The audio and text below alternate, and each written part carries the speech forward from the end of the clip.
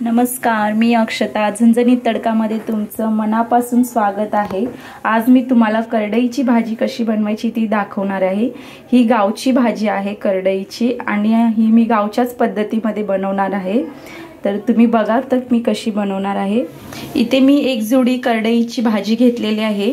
चांगली बारीक कापून घेतलेली आणि स्वच्छ पाण्याने धुवून घेतलेली आहे. 3 ते 4 पाण्यामध्ये आपल्याला धुवून घ्यायची आहे ही भाजी. आणि इथे मी 3 ते 4 बारीक मिरची कापून घेतलेली आहे. थोडीशी मुगाची डाळ घेतलेली आहे. ही मी धुवून भिजवून घेतलेली आहे डाळ. आणि 5 ते 6 लसणाच्या पाकळ्या आपण ठेचून घेतलेल्या आहे. चला तर मग आता रेसिपीला आपण सुरुवात करूया. सर्वात पहिल्यांदा मी इथे कढई ठेवून घेतलेली आहे. कढई आपली चांगली गरम झालेली आहे. त्यामध्ये मी 2 टेबलस्पून ऑइल घालून घेते.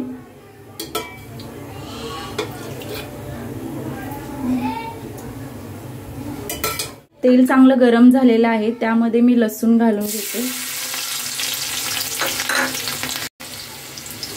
आता त्यामध्ये या मिरच्या घालून घेऊया आपण.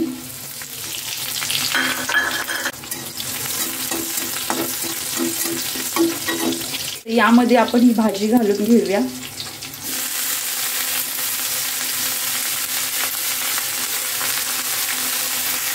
गॅसची फ्लेम आपल्याला फास्टच ठेवायची आहे, जेणेकरून भाजीला छान असं पाणी सुटेल.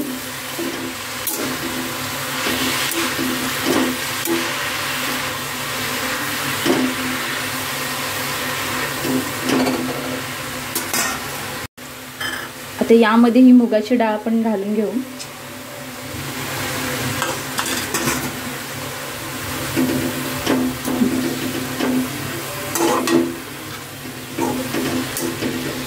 भाजीला जेव्हा पाणी सुटेल तेव्हा ही मुगाची डाळ पण चांगली आपली शिजून निघेल.